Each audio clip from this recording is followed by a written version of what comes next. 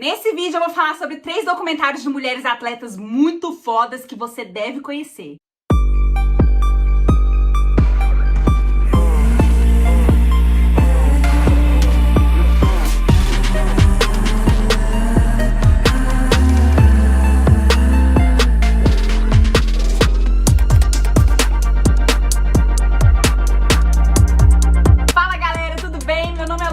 Sejam muito bem-vindos aqui ao meu canal do YouTube. Hoje é dia 8 de agosto de 2021 e acabou de acabar as Olimpíadas de Tóquio de 2020, o que é algo um pouco estranho, né? Pra que atualizar Tóquio 2021 se eles podem deixar Tóquio 2020, né? Então foi uma parada meio assim. Acabou que os anos de 2020 e 2021 tudo foi pro mesmo buraco, tudo embaralhado e só vai vral, né? E botaram lá. E assim, galera, eu não sei vocês, mas eu sou um pouco suspeita pra falar porque talvez eu goste um pouquinho de Olimpíadas, né? Mas eu sempre fui do mundo de esporte.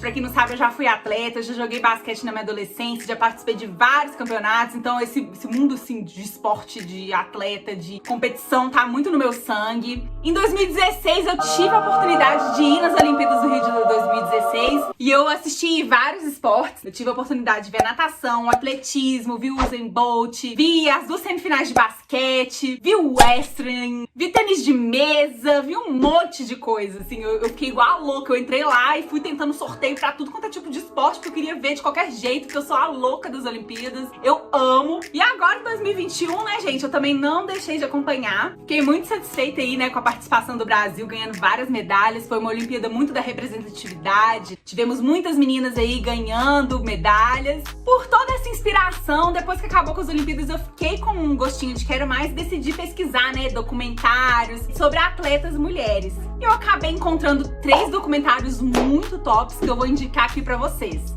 O primeiro documentário, disponível na Netflix, foi sobre a atleta Ronda Rousey. A Ronda Rousey é uma lutadora de artes marciais e esse documentário conta pra gente a história dela, desde a infância até ela chegar lá no auge das artes marciais. Quando ela era pequena, ela praticava natação e ela tinha um pai muito presente que incentivava muito a prática do esporte com ela, né? E o pai dela sempre falava pra ela, um dia você vai pras Olimpíadas, você é capaz de ser campeã olímpica, você vai conseguir isso. Isso ela era novinha assim, tipo criança. Infelizmente o pai dela teve uma doença que não tinha cura. Ele ia piorando com o tempo, né? E ele falou que ele não queria que as filhas dele vissem ele ficando cada vez pior, então ele se suicidou quando ela tinha 8 anos. Então foi muito triste, né? Ela não entendeu muito bem na época o que aconteceu, mas com a morte do pai ela quis parar de fazer natação, né? Eu acho que ficou muito atrelado na cabeça dela natação com a morte do pai. Um detalhe que a mãe da Ronda, ela era campeã mundial de judô. E aí do nada a Ronda chegou pra ela e falou assim, eu quero fazer judô também. E a mãe dela foi e colocou ela no judô. Então a Ronda entrou aí no mundo das artes marciais, né? Começou no judô e ela se apaixonou pelo esporte. Quando ela era adolescente, ela participou aí de seletivas pra poder participar das Olimpíadas de 2004. Ela passou, ela foi pras Olimpíadas de 2004, mas infelizmente não conseguiu medalhar, né? Voltou. E em 2008 ela foi de novo pras Olimpíadas de Pequim e ela conseguiu uma medalha de bronze e se tornou a primeira norte-americana a ganhar uma medalha no judô feminino nas Olimpíadas. Então ela fez esse feito aí, né? E pra ela significou muito, porque aquilo era muito uma coisa dela e do pai dela, sabe? E também, né, ela destacou os Estados Unidos. Então realmente é um marco. E depois de medalhar nas Olimpíadas de Pequim, a Ronda voltou para os Estados Unidos. E lá nos Estados Unidos eles não tinham o costume de investir em artes marciais, porque ela voltou pra lá como medalhista olímpica e ela não tinha dinheiro pra nada. Então ela se viu tendo que trabalhar de garçonete. Tá vendo, gente? Às vezes a gente reclama do Brasil, mas olha só, lá nos Estados Unidos também não é tão perfeito assim. A menina foi medalha de bronze e ela tinha que se virar pra poder se sustentar. Então ela tinha 3 trabalhos como garçonete, ela não tinha nem gasolina pra poder colocar no carro e treinar. Então ela passou por essa dificuldade aí durante mais ou menos um ano. E os amigos dela que treinavam com ela falavam que era muito triste ver ela naquela situação, porque ela tava sempre bêbada, ela parou de treinar completamente. E ela falou no documentário que ela decidiu tirar um ano off, porque ela não terminou a escola, ela também não foi pra faculdade, então ela sentia que ela precisava dar uma liberada nessa questão de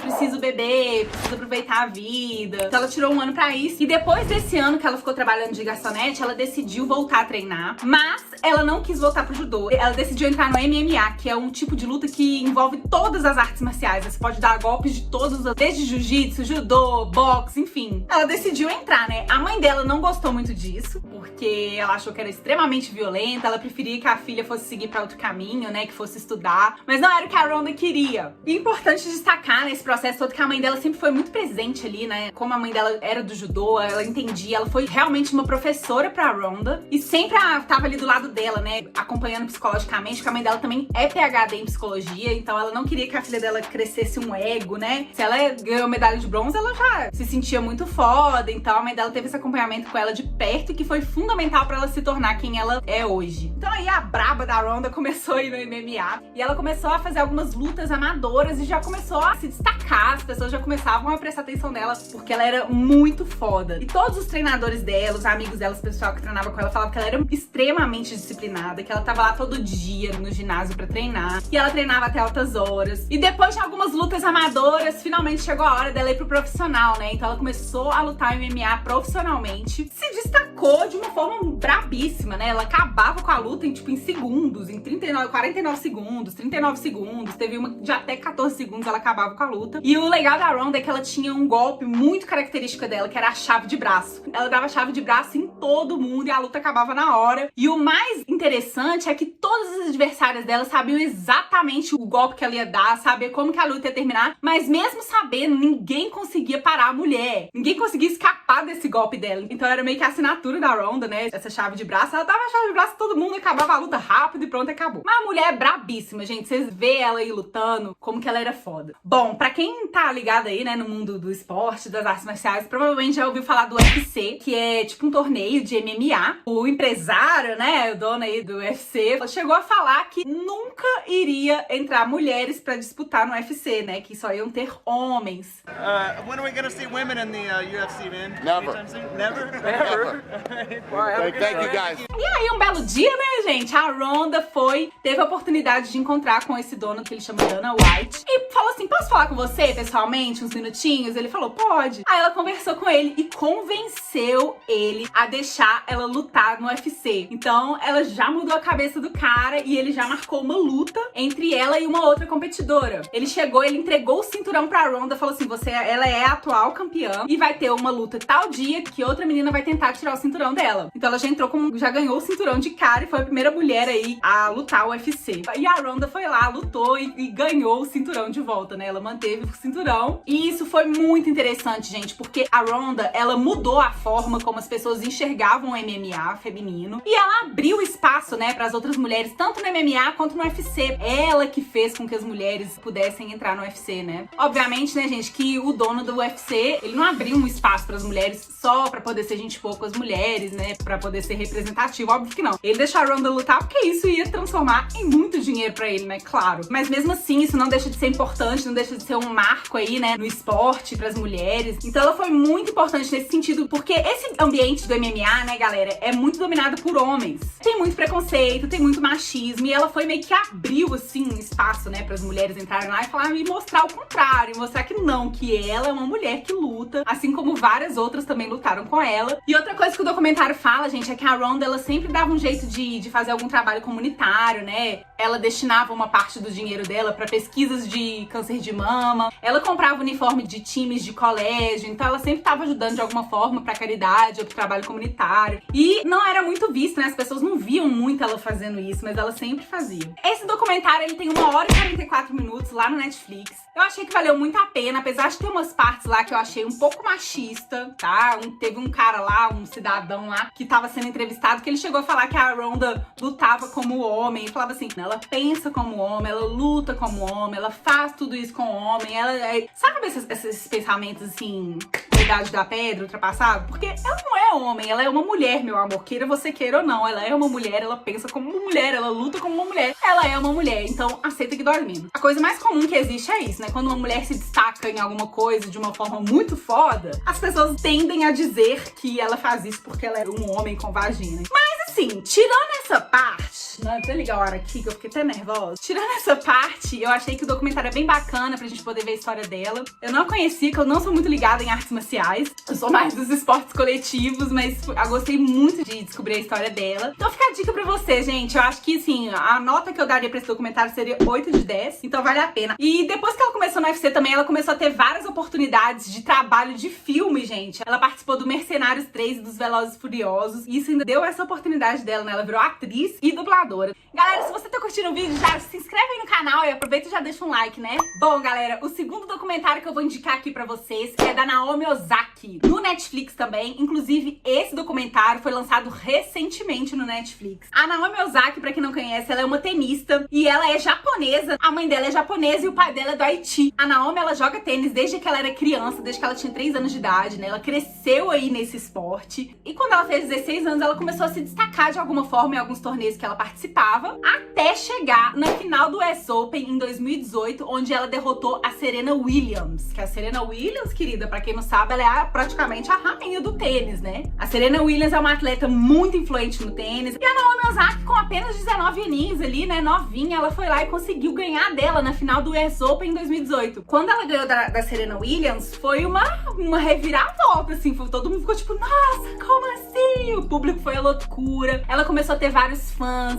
E todo mundo começou a prestar atenção no jogo dela, porque ela é bem explosiva, né? A bola que ela saca, que ela taca, vai até 200 km por hora. Ela joga um tênis bem bonito, bem agressivo. Todo mundo viu a grande tenista que ela era, né? Então os holofotes foram todos pra cima dela. E a Naomi, gente, ela não conseguiu lidar muito bem com tanta atenção, com tanta cobrança, né? Porque ela sentiu muito a pressão de ter que ser uma campeã, né? Das pessoas estarem olhando pra você, das pessoas estarem torcendo e prestando atenção. É como se ela tivesse que sempre estar provando que ela era foda. Ela tem sempre, a cada campeonato, ela tem que provar que ela é número 1, ela tem que ganhar, ela tem que mostrar o resultado. Então, esse peso da cobrança caiu muito no ombro dela. E ela coloca também, né, gente? Ela fala que o tênis é um esporte solo, né? É um esporte solitário. Então, toda a pressão recai só sobre os ombros dela. Porque quando você tá no esporte coletivo, né? Um basquete, um vôlei, um futebol, o peso da vitória, da derrota, das expectativas cai nos ombros do time todo, né? Meio que o peso é dividido entre os atletas do time. Agora, quando você pratica um esporte sozinho, a responsabilidade vem toda pra cima de você. E ela sentiu muito isso e ela não sabe lidar muito bem com essa pressão. A Naomi falou numa entrevista que às vezes ela sente que ela é um vaso onde todos os treinadores dela, né? O treinador, o coach, a equipe dela, a família, todo mundo joga todo o seu trabalho duro, todas as suas expectativas dentro dela. E se ela cai, é como se o trabalho duro de todo mundo caísse também. Então a Naomi, ela já teve depressão, ela luta muito com a saúde mental. Então em 2019 ela acabou perdendo, né, o campeonato aí do US Open, perdeu o título de campeão pra outra menina. Ela chegou a falar o seguinte, que ela não consegue ter a mentalidade de sucesso, né, a mentalidade da atleta que vê quando ela tá no jogo ruim, consegue dar uma mudada no próprio jogo, consegue ter cabeça fria. Ela falou assim que ela, infelizmente, ela ainda não consegue ter essa mentalidade, né, que ela luta muito pra ter isso, mas que ela tem muitas dificuldades. Eu acho massa, gente, porque essa questão aí da saúde mental dos atletas tá muito em alta, porque é algo que sempre aconteceu com os atletas, mas nunca se falava sobre isso. E agora os atletas estão conseguindo falar mais sobre, né? Porque querendo ou não, é muita pressão em cima deles, atletas que estão em alta performance, é muita cobrança o tempo todo pra eles estarem no topo, isso não é fácil. É igual a Simone Biles mesmo agora nas Olimpíadas, né? Ela desistiu de participar por saúde mental. Então eu acho muito legal os atletas estarem tendo coragem, né, de assumirem isso. E que a saúde mental é sim uma questão muito importante que deve ser levada a sério. Mesma coisa que você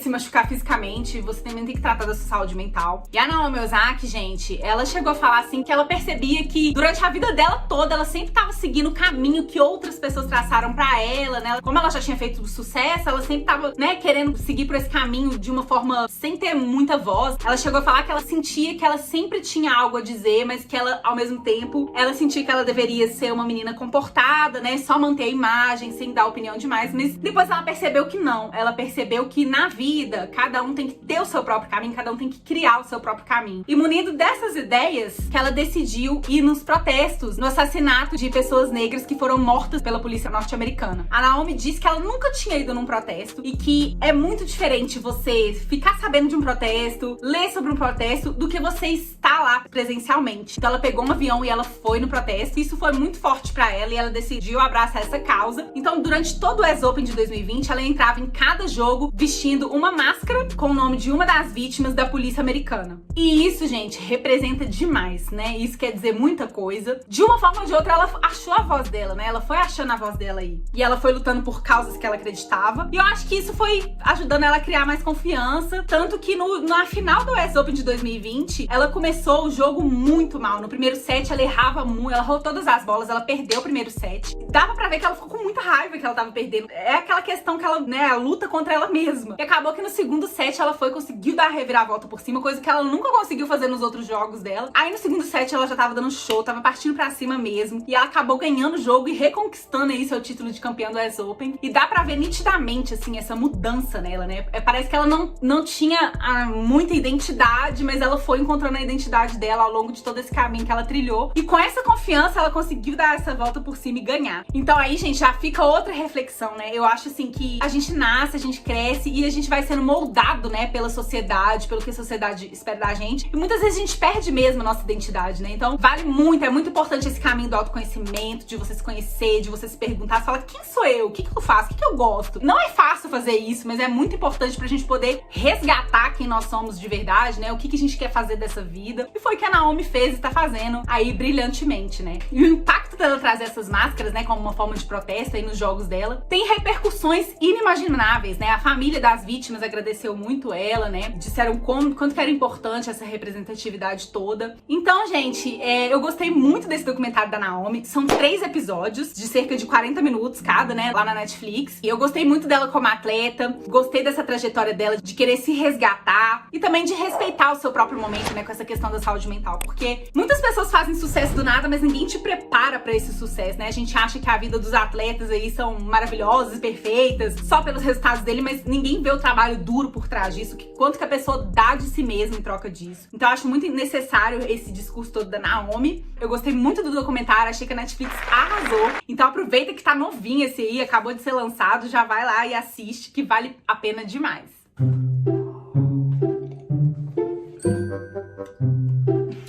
Bom, o terceiro e último documentário de mulheres atletas que eu separei pra você, o último, mas não menos importante, é um documentário chamado Breaking Tides, disponível no Globoplay, e fala de uma mulher que, nossa, essa mulher foi foda demais. O nome dela é Verônica Almeida. E a Verônica, ela é uma nadadora brasileira paralímpica. A história da Verônica é muito bonita, muito inspiradora. Faz a gente refletir demais. Refletir num nível profundo, assim, sobre as nossas próprias vidas. Porque a Verônica, quando ela era mais nova, ela sempre foi uma menina que gostava de praticar atividades físicas. Ela sempre cultuou o corpo, ela nadava, ela fazia musculação. Ela era professora de educação física. Então ela sempre foi muito ativa. Mas depois de adulta, ela descobriu uma doença degenerativa, síndrome de Ehlers-Danlos, eu acho que é assim que se pronuncia, que não tem cura e ela vai tirando o colágeno do corpo. E ela teve essa doença numa das formas mais graves e mais agressivas da doença. Então, de repente, ela perdeu os movimentos das pernas e de um braço. Ela só conseguiu manter o movimento completo, foi do braço esquerdo dela. Então, assim, gente, imagina, um dia você tá andando normalmente, no outro dia você perde os movimentos, né? Foi basicamente isso que aconteceu com ela. Então, de um dia pra noite, ela perdeu o emprego dela, né? Inclusive, os donos da academia onde ela trabalhava como professora de educação física humilharam ela, porque do nada ela apareceu de cadeira de roda. E ela tinha 2 filhos pequenos aí, né? O que também foi uma vitória muito grande pra ela, porque pessoas com essa síndrome não conseguiriam parir filhos e ela conseguiu. E depois de consultar vários médicos, teve uma médica que chegou pra ela e falou que ela tinha cerca de 1 ano de vida. Imagina você receber esse diagnóstico, alguém chegar e falar, você tem mais 1 ano de vida. E aí, né? O que você vai fazer? Então a Verônica, ela ficou muito focada em querer descobrir um jeito de conseguir viver mais. Então ela pesquisou muito na internet, até que ela chegou a um centro de Paris que tava fazendo algumas pesquisas pra essas doenças raras lá. E ela precisava de 60 mil euros pra ir lá e se voluntariar aí pra poderem fazer essas pesquisas. E ela deu um jeito de conseguir esse dinheiro, gente. Ela não tinha dinheiro, a família dela não tinha dinheiro, ela era da Bahia, pediu na rua, fez uma palestra e ela conseguiu o dinheiro e foi pra lá. E chegando lá, ela ainda teve que provar pros médicos de lá que ela realmente tinha aquela condição, porque eles não acreditaram muito no laudo médico dela. E foi um rolê, até eles acreditarem de fato e começarem esse tratamento aí com ela, né, essa pesquisa. E durante essas pesquisas aí que ela tava fazendo, ela decidiu fazer natação. natação, mesmo com um braço de mobilidade apenas. Ela decidiu fazer natação justamente porque a doença que ela tinha afetava até os músculos do coração dela. Era um negócio assim, gente, é muito pesado. E ela pensou assim,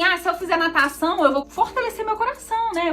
Vai ser uma coisa boa. Ela acreditou que seria uma coisa boa, então ela voltou a nadar. E ela só nadava com o braço esquerdo, porque na perna e o braço direito era mobilidade reduzida. Ela começou a nadar, e aí ela participou de um campeonato brasileiro, ganhou o primeiro lugar. Ela falou assim que facilmente ela ganhou. E ela começou a ter esse destaque aí, até que surgiu a oportunidade dela ir para as Paralimpíadas de Pequim. E chegando lá, ela nadou muito bem no nado 50 metros borboleta feminino. Com um braço só, a mulher conseguiu fazer o nado borboleta lá e chegou em terceiro lugar, conquistando medalha de bronze pro Brasil. Então ela foi a primeira nadadora brasileira a conquistar uma medalha de bronze em Olimpíadas, né? Em Paralimpíadas. Então assim, imagina, gente, você sair de um diagnóstico de um ano de vida pra ser terceiro lugar, medalha de bronze numa Paralimpíadas, né? Olha os extremos da mulher. E ela foi se superando cada vez mais, e aí passou um ano de vida, ela não morreu, passou 2 anos, ela não morreu, passou 3 anos, ela não morreu. E ela decidiu aí se dedicar mais inteiramente aí à natação, até mesmo como uma forma de sustento, né? Então, ela deixou os filhos com os pais na Bahia e ela foi pra Uberlândia pra poder treinar. E um belo dia, ela decidiu fazer uma travessia no mar, lá na Bahia, uma travessia de 12 quilômetros, e ela foi fazer os exames e tal, e os médicos contraindicavam ela a fazer essa travessia, porque como a doença dela era muito grave, fazer uma travessia tão longa assim, ela teria risco até de ter um aneurisma, e morrer no meio da travessia. E mesmo sabendo dos riscos, ela foi e fez a travessia. Porque essa mulher, gente, ela só queria se superar, né? Ela queria superação, ela queria se sentir viva, né? Mesmo todos os médicos falando pra ela que ela não deveria se esforçar tanto, não deveria treinar tão forte assim, ela falava que era o contrário, que se ela não fizesse isso, ela não ia se sentir viva. Então ela precisava treinar, ela precisava superar as barreiras justamente pra ela sentir que ela tava viva, que ela era batalhadora, que ela ia dar orgulho pra família dela e pros filhos dela. Ela mesma falava assim, olha, não sei o que pode acontecer, mas quando eu morrer, os meus filhos vão saber que a mãe deles nunca desistiu. Isso é muito profundo, né? Depois de muitos anos aí, nessa pesquisa de Paris foi continuando, ela sempre ia pra lá todo ano pra poder continuar fazendo essa pesquisa, e falaram pra ela que se ela tomasse um choque por semana, em 10 anos ela poderia até começar a andar. Cara, imagina, olha que legal. Só que esse choque era muito dolorido, e ela tomou choque uma vez e falou, é muito dolorido, mas e se eu tomar 2 vezes por semana? Então pode ser que eu ande em 5 anos em vez de 10. E aí ela foi conversando com os donos da pesquisa lá, até que falou pra eles darem choque nela 2 vezes por dia, pra ela poder andar o mais rápido possível. Então assim, gente, isso que é fome de viver, isso que é fome de se superar, sabe? É uma história muito bonita. Você vê um negócio desse, você olha assim, você para pra olhar pra sua própria vida e fala assim, gente, a gente vê que a gente reclama por coisas inúteis, sendo que tem pessoas que estão se superando de uma forma muito mais difícil, sabe? Então, realmente, assim, pra gente observar e falar, cara, eu só tenho a agradecer, sabe? E ela também só tem a agradecer. Ela falou assim que toda essa experiência dela aí com a doença fez ela enxergar o que realmente vale a pena na vida, que é a simplicidade. Então, é uma mulher incrível, gente, assim, uma história de superação maravilhosa. E esse documentário só tem 52 minutos lá no Globoplay. Eu recomendo demais pra vocês verem, principalmente porque é uma brasileira, né? Sempre que eu puder enaltecer aqui história de mulheres brasileiras aqui no canal, eu vou enaltecer. Então, assistam muito esse documentário, vale muito a pena, e vocês vão refletir, vão ver que mulher guerreira. Então já assistam no Globoplay. Galera, se vocês gostaram desse vídeo, eu convido vocês a assistirem essa playlist aqui embaixo, que são livros escritos por mulheres maravilhosas. Me conta aí embaixo nos comentários se você já assistiu a algum desses documentários, ou então se você tem alguma outra dica de algum documentário massa desse mundo do esporte, né, de mulheres que se superam, principalmente. Ou se tiver de homens também, pode colocar aí pra gente, que a gente assiste, adoro ver sobre esportes, adoro ver de histórias de superação. Já vou pedir, se você gostou desse vídeo, pra você deixar seu curtir e se inscrever no canal pra mais vídeos desse tipo. Qualquer sugestão pode deixar aí embaixo.